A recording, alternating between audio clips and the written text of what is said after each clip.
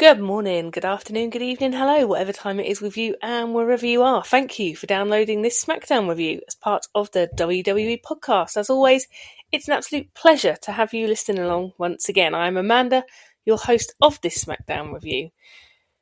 And we aren't on European time anymore, but we are in Radar, which means SmackDown today was on at 5 p.m. So as I record now, it's 8 o'clock in the evening.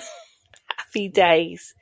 I want to talk about the Royal Rumble and some predictions before we get to our SmackDown main event. I want to talk about some predictions of both winners and some potential returns, hopeful. Let's start off with the non-Royal Rumble matches. So Gunther versus AJ. If AJ loses, he retires.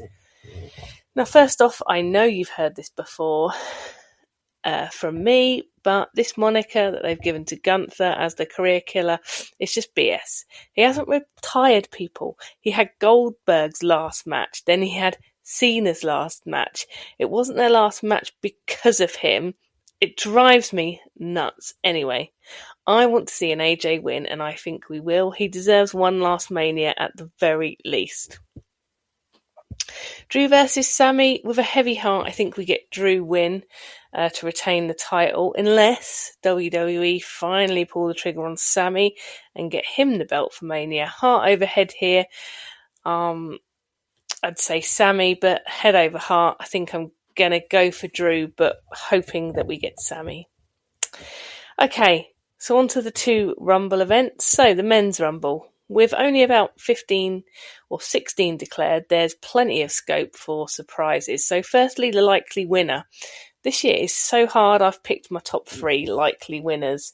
And as they say on Strictly, in no particular order. I think we're going to get Roman, a classic, and we know he'll want another run at the title.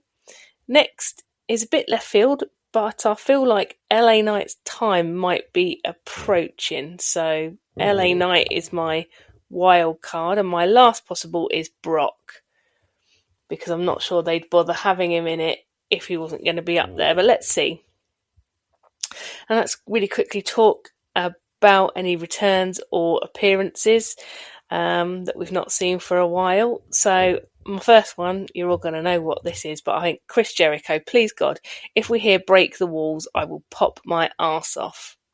I think we're going to see Chad Gable or El Grande Americano, I guess. I think those two are locked in. Slightly more shaky could be Kevin Owens. I don't know where he is medically, but it has to be a possibility. And then I'm going to say maybe Seth. I don't know what the extent of his injury is, or even if it's real this time. But if he came back, he would surely have turned face because of the Vision turning on him. So let's see. I think that's probably the least likely. Although, finally on the men's side, rumour has it The Rock, but I can't see that happening.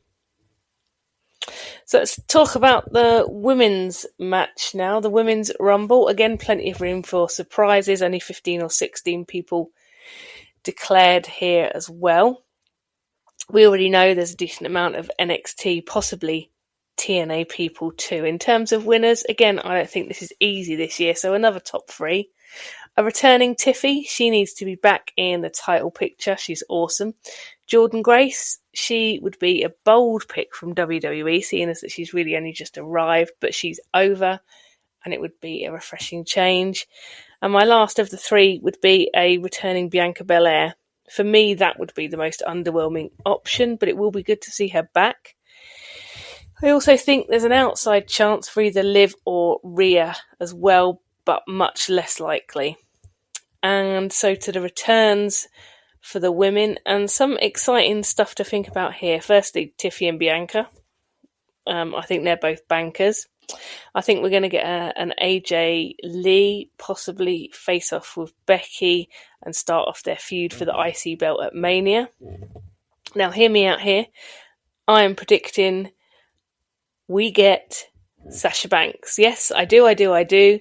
And last but never least, I think we are going to see the return of Paige. Imagine AJ Lee, Paige, and this current women's roster. Yes, please. Inevitably, I guess we are going to get some kind of Beth Phoenix appearance. She's a Rumble staple at this point. Saying that, I'm not sure, is she over with Edge on AEW or wherever he's gone? I'm not completely sure. Anyway, they are my picks. As always with the Rumble, I think the surprises are probably a little bit more exciting than the winner. For me, anyway. So let's see. That kicks off here in the UK tomorrow night, I think about 7 o'clock in the evening. So again, a very palatable time for us here in the UK. Let's see what happens. Considering there's been literally no build to the Rumble this year, in a weird way, it's actually made it somehow more exciting. Anyway, look, let's get to it and review the SmackDown that aired 30th of January from Ridar. And we start off with a bit of a promo for the area. We get our arrivals first, Gunther and then AJ Styles. We also see Drew arriving and, of course, Sami, who Cole reminds us for the first time of about 600 times this evening, is 0 and 11 versus Drew. We then go into a recap of Saturday night's main event, which I didn't think was up to much. The Fatu Cody thing was fun, but the rest of it was pretty much a glorified house show. And I think going forward, maybe we just need to remember that. And by we, I mean me. I always get myself so excited because we get a little bit of an extra Brucey bonus WWE event, and then I'm always really disappointed by it. So note to self, don't get excited by Saturday night's main event. Anyway, first out tonight, we got Cody, who gets a very decent pop. He's dressed like a 90s stockbroker tonight. I don't think I will ever get my head around WWE shows in this part of the world. We have Cody's entrance, and he walks down the ramp where the crowd are all lined up as always. Guess how many females I saw? A big fat 0. I mean, what the actual WWE? They were meant to come to this part of the world. The big sell was they were going to make a change. They were going to make a change, and they were going to, change minds and ideas and beliefs and etc. and all the other inequalities, etc. in this part of the world.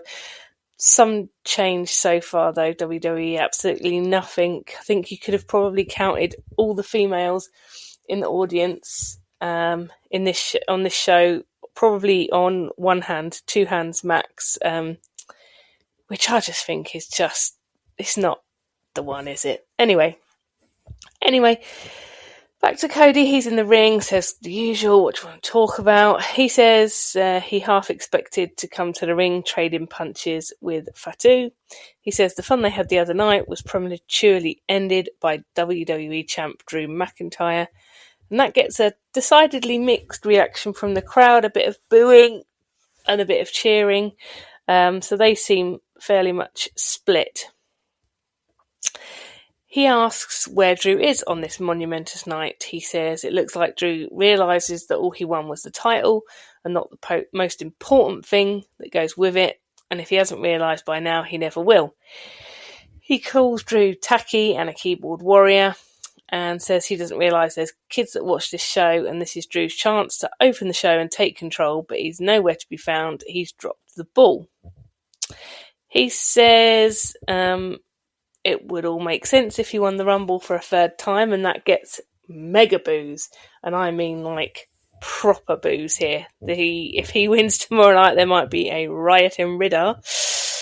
He says if he won, he would challenge Drew, but maybe not. He might not face Drew because he's facing Sami tomorrow night, and that gets a massive pop. He says in his career he has taken the road less travelled, so he might even choose Punk to face if he won the Rumble again. Punk gets another huge pop from the crowd, and he says in addition to belief, he is also going into the Rumble with the experience of winning it twice. We then get Randy's music hits, and he gets a huge reaction as well. As Randy gets into the ring with Cody, the whole crowd start chanting for an RKO. Randy says that he loves Saudi Arabia. Eye roll. Then he goes on to say, Cody, everyone knows how I feel about you. You're my brother, blah, blah, blah. I've got the most respect for you and everything you've done for the industry. He says no one was prouder of him than when he won the title and finished his story. But tomorrow night is every man for himself. Randy says he knows a desperate Cody is a dangerous Cody, but then he says there's nothing more dangerous than a viper chasing 15, which I think is a lovely line. He says tomorrow they won't be friends or brothers, and if the opportunity arises, he won't hesitate to throw him over the top rope.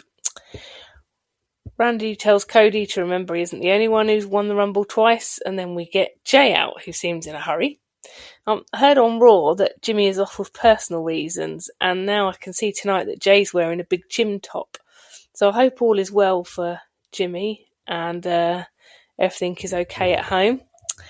Anyway, we've got Saudi Arabia yeeting, and Jade says no disrespect, but he's going to run it back to back and win again, leave Mania champ again.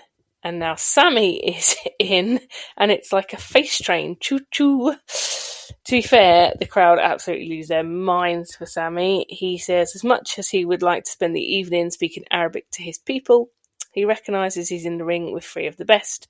He says tomorrow he faces Drew for the championship, and it's not just a match for him. It's 3 stories that have been running for years. 1, that he's never been champ. 2, that he's never beat Drew in 11 tries. And 3, he's never lost a match in Saudi. He says he doesn't plan on starting tomorrow, and he plans to walk out the new champ. He says if one of you wins, it won't be Drew waiting for you, it's going to be me. We then get Heyman, accompanied obviously by the Vision. He says he sees the Vision on stage, and then he looks at the ring and he sees 4 superstars but no Vision. He says he sees Sami, who will not become the champion, and 3 superstars that will not win the Rumble.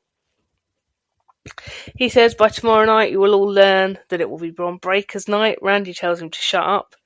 He says he dares the Vision to pull their head out of their asses and come and get an ass kicking. We then get Nick Aldis out. He calms things down and tells Heyman off for derailing the show. He says everyone can see where this is going, so let's just get there. It's the Vision versus Randy versus Cody versus Sami and Jay tonight. Okay, so deep breath. That was one hell of a long opening segment, and it got better and better as it went along. When Cody started, I thought, geez, this again. But as the face train went along, it built and it built and it built. Nothing to make me rethink my Rumble winner. Nothing to make a change, but still a nice segment. I do fancy Sami's chances a little bit more against Drew now. The Vision interrupting was, I guess, necessary to try and bring a blockbuster main event in the form of this 8-man tag. I like how we don't just let the Vision show up on the wrong show go unnoticed anymore. Nick called it out, and so he should. All in all, I would say a pleasing start. Next up, we've got Mello, and he is still running his open challenge for the US title. And speaking of which, loosely related, I assume you guys have seen that Tommaso Ciampa is now with AEW. So officially building on from what we discussed last week, his contract must have lapsed. He's clearly got no non-compete in it, and he's gone straight to AEW. So let's see who Mello will face tonight. And it's Rey Fenix, who sadly pretty much gets crickets out in Midar. This should be interesting, I think. I'm thinking a Mello win, but let's see. This one kicks off with Rey out of the gates pretty quick, laying it on Mello big time. Gets himself even a quick 2 cover, which was off of a pretty cool, weird, spinny cover thing around the ring. And Mello seemed to be really struggling here, but finally he manages to get in some offense, and the momentum then switches to Mello. This one closes out with Mello hitting the first 48 and nothing but net, which I have to say looked awesome tonight. Gets himself the victory and retaining the title. This was a decent enough match. Some moments where you actually did believe Phoenix could win. Obviously, these two are both phenomenal athletes, and this was a good start to the show. We go backstage and we see Ilya. Miz approaches him and Ilya tells him, "Give me one good reason why I shouldn't kick your ass." Miz says to him, "I didn't come up with pushing you off the top rope last week." He says that Mello is so worried about losing the belt, he did the one thing no one thought he would do and went to the Miz for help. He says, "Why would I do something to you? I don't even know you." Ilya then facetiously sort of takes the mick and introduces himself to Miz, tells him he loves his suit. He says, this is how it could have been, but you cost me the match. He says he doesn't care or know if he was working with Mallow, but tonight Mrs. Payne will entertain. We go backstage then straight away, where we've got Nick, he's with Truth, and they've got that bloody ball machine out again. I'm guessing they're drawing numbers for the Rumble. They're still labouring that joke. Priest comes along. Nick says that he's got him a place in the Rumble. He picks his ball, and I don't think we see what his spot is, but he doesn't seem to mind. Then we go to Kathy. She's got Drew with her, and she asks him for a quote on his first title defence and also the participants of the Rumble. He says, well, let's talk about the participants first. We heard from them earlier tonight running their mouths. He says that Sami isn't the same Sami that he's beat 11 times, but Sami will always be stupid, and he's got himself in an 8-man tag match tonight, the night before his title chance. Drew says he's willing to do anything it takes to hold on to his title, and he asks Sami if he is prepared to do anything to take it.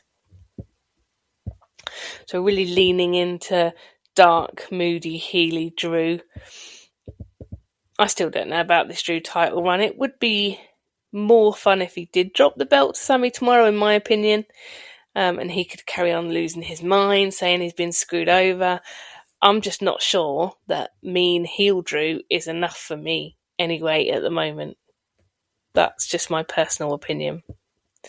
Back again now to Kathy. She's a busy bee tonight, and she's got Rhea and Rio with her. She asks them how they'll handle the Rumble tomorrow.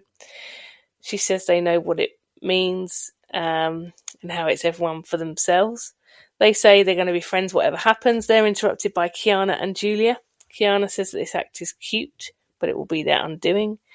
Julia and Io then have a chat in Japanese, and Kiana says, we do agree on one thing, your friendship isn't at risk. There's no way it's coming down to the two of you in the Rumble, which was brutal and a very interesting line.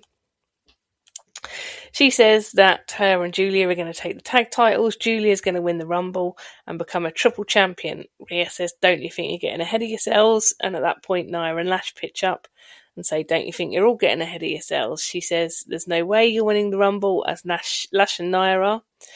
And then it all kicks off. Nia and Lash say it doesn't matter who wins the tag titles, as they're having the winner. Now, I'm not sure when that was decided, because Kiana and Julia won the number one contenders match last week. Seems Nepo Baby Nia is making up her own rules. Kudos to WWE for me, though. They continue to build the women's tag division, and thanks largely to the excellent work of Flair and Bliss with the belts, the division has never looked stronger. Speaking of Flair and Bliss, they are out now together, and Cole reminds us that tomorrow night they will be in the Rumble against each other. Flair says that they're one day away from the Rumble. She says the women are all at each other's throats, but the truth is that she is going to win the Rumble. She is going to Mania. Bliss's face looks like she's chewing on a wasp. She doesn't look happy at that at all. Flair says there's no one she'd rather have her back than her best friend Bliss. The crowd are cheering for Bliss. And she says that's funny because she had the exact same plan. She says she's planning on winning the Rumble. Flair says, how can you win if I win? Bliss says she's already made history, as she had the first women's match in the Middle East, and tomorrow she plans on making history again by being the first winner of the Rumble here. Flair says she doesn't think Bliss understands. She says that she's been a great tag partner and friend, but tomorrow is every woman for herself. Did she think she was going to help her win? Bliss says she doesn't need her help. And then she tells Flair it might be a shock, but not everything is about her. Flair says, are you saying if I turn my back, he'll toss me over the top rope? And then we get Liv out with Raquel and Roxanne. She says how cute, the two besties are fighting. She says, we can't relate, but while you two are busy backstabbing, one of us three will be winning. Bliss says that she hates to break it to her, but having the other to help you isn't really a plan. Flair says, if you think we aren't friends, why don't you come down here and find out?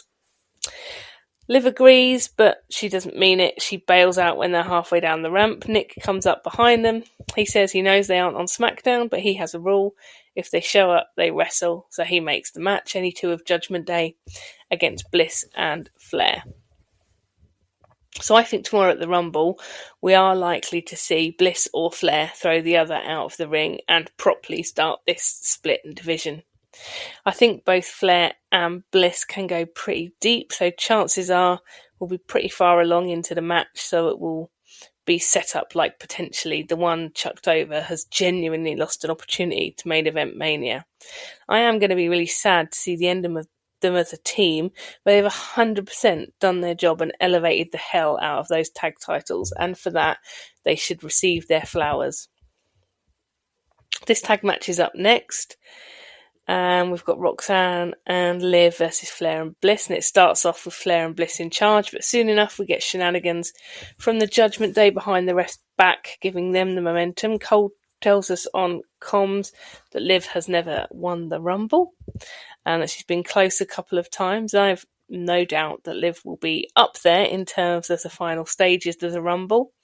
Will it come down to Roxanne and Raquel perhaps, and then the split of the Judgment Day too? Maybe it's time, but can't see them splitting Judgment Day and splitting Bliss and Flair at the same night. However, they are on different brands, so in the grand scheme of things, that really shouldn't have a massive effect. This one ends after a really close pin for Perez. We get an appearance from Breakker to eliminate Raquel from ringside, finally evening up the numbers. We get Bliss hitting Sister Abigail and getting the win for her team. This was a good match, very entertaining. I tell you what though, you don't realise how much your subconscious brain relies on what we normally see, and by that I mean the costumes the ladies usually wear. They all look so similar in these Power Ranger outfits that they have to wear in this part of the world. It takes me a beat to realise who everyone is. We now have Jordynne Grace backstage with Kathy, and again I'm looking at her like I know you, but because you don't look like you normally do, it takes me a second to realise. Anyway, Kathy asks her how she's feeling ahead of the Rumble. Jordynne says she backs herself to win the Rumble. When she does, she's going to give Jade the reality check she needs. She's then attacked from behind by Jade, who tells her she won't win the Rumble and she won't beat her. Jordynne fights back and it breaks down into a pull apart. I like Jordynne Grace. I kind of hope she does win the Rumble and gets a crack at Jade. I'm not enjoying her title reign. Has she even defended it once yet? All I remember is her walking around telling everyone that she's that bitch, doll.com. Next out, we've got Axiom in a singles match against Gargano, which is weird. When this feud started, Ciampa was very much involved and he's now just gone. It's like Voldemort. We don't mention his name at all. There's, I'm sure, going to be some Candice-driven shenanigans here at ringside. Johnny's out and he's alone, which I guess means Candice will appear later. Maybe or maybe not. Maybe she's not even here. Axiom is in charge first off, and to be fair, Cole actually said Gargano hasn't got a partner anymore. He's all alone. I guess that's as close we're ever going to get. Axiom fully in charge now and is flying all over the place, smashing Gargano from all angles. Apparently, Wade says that Axiom was once on the books of Real Madrid. Is that true?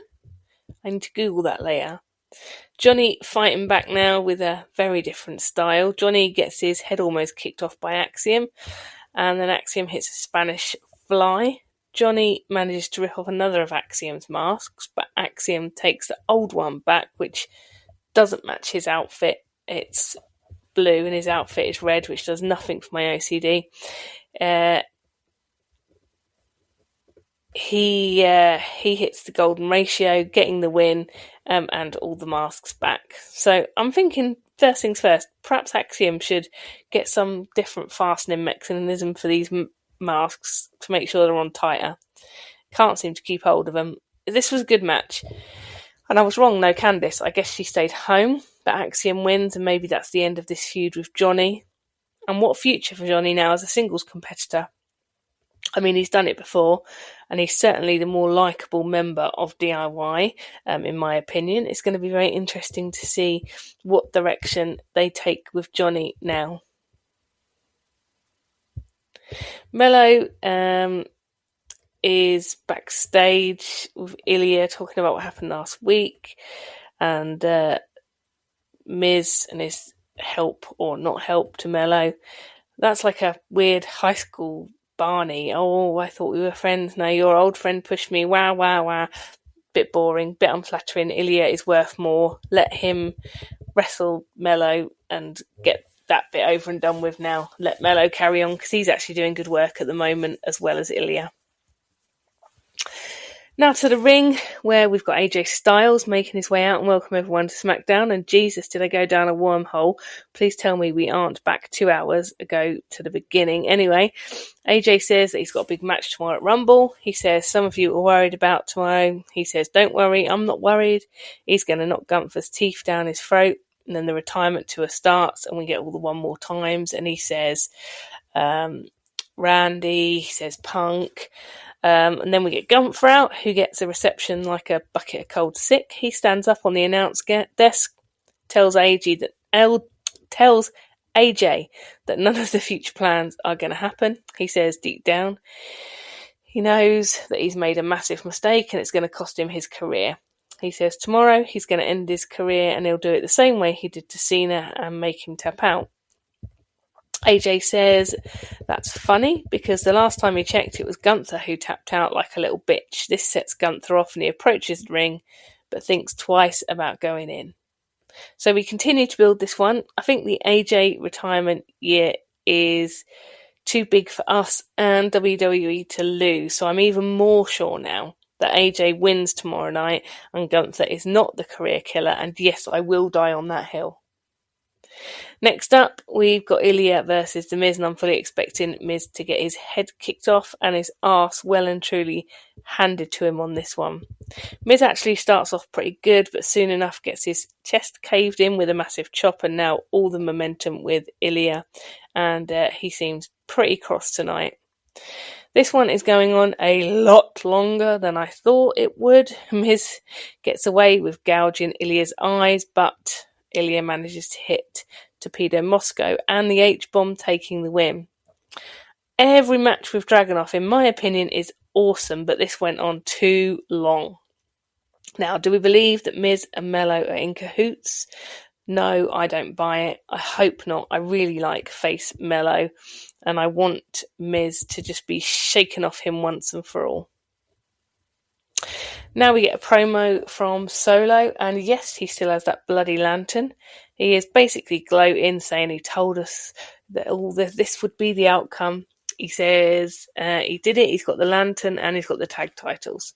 He said the tag titles aren't for him, they're for his family, and tomorrow he's going to win the Rumble. We then go straight into a Howdy promo. He says to Solo, you think you won, but you're wrong. Technically, he did win.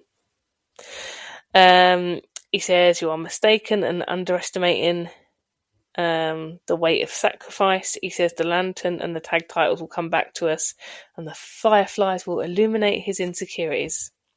Now, I can't imagine that Solo is going to win the Rumble, can you? I mean, really, I haven't seen any decent odds anywhere for him even to be top 3, but it certainly is looking like the Wyatt Six and MFT feud continues. Now we're moving on to our main event, which is Cody, Sami, Jay and Randy versus Division. And I mean, the entrances alone on this one have taken about a year. I'm not kidding. I left Netflix running. I went for a wee. I came back. I made myself a cup of tea. And the entrances are still going on. And we only had 3 because Division attacked the face team before Cody's even come out. If we'd have done Cody's full entrance, we would have been here till Christmas. I'm not even joking. So there, Vision attacked the face team. Cody legs it down to the ring in his tracksuit. We didn't even get the bell yet. Finally, things calm down. We get the bell and start with Sami. He's in with Theory, who has the better of Sami in the early stages. And Theory, honestly, looking pretty awesome since he came back, and he's on fire here. The heels have it on absolute lock at the moment. Sami's tagged Cody in, and Cody has been in the ring for ages and is getting absolutely mullered. And could this be setting up the reason why Cody's not in top shape to win the Rumble tomorrow? Finally, Cody gets out just before he's absolutely pancaked. He tags Randy, who comes in hot. After all breaking down again, we get an alarmingly high number of guys being thrown over the top, like a little amuse-bouche teaser for tomorrow's Rumble. Randy hits RKO on Theory, but Logan Paul breaks the count. And it ends in a DQ finish as Bloody Drew grabs Sami from the ring and starts beating him down. And this makes me think again, perhaps Sami is in for the win tomorrow, as Drew clearly feels he can't get this done without a head start. We then get Fatu out, who's still got some beef with Drew. He takes Drew out, and we've got a match within a match. Drew, Fatu and Cody all taking each other out. Sami saves Cody from the Claymore, giving Drew a hell of a kick in the corner. And Sami picks up the title at the same time Cody does. We go off air with Bron Breakker delivering a double spear. So this was a very high octane and hard to keep track of final event, but generally pretty entertaining. And this episode of SmackDown was good to very good, I thought. Let's see what the Rumble brings. Wouldn't it be cool, though, if we got something totally random and unexpected? As always, I travel hopefully, particularly with the Rumble, which is one of my favourites. I think some of the big clues tonight have been that final match. I wonder if WWE were testing the water with having Sami pick up the title and the massive pop that he got. Now, perhaps we are going to have a title change tomorrow night. I'm going to go as far as to change my official prediction, and I'm going to say that I think Sami gets the win over Drew, and Sami gets all he's ever dreamed of, carries the title into Mania, and Drew goes absolutely bloody loopy. That is what I think. I really hope that we see a cool Royal Rumble tomorrow night. I want to see some returns. I want to see some surprises. I really want to see something a bit interesting and a bit different. So let's all travel hopefully together. Look, that just about does it for this week's show. Thank you, as always, for having me in your ears once again. And remember, until next time, be kind. Thanks for listening to the WWE Podcast. Don't forget to subscribe on your favorite podcast app so you don't miss a show, or head to WWEpodcast.com. And for all of these shows ad-free, head over to patreon.com/WWE Podcast. Until then, we'll see you next time.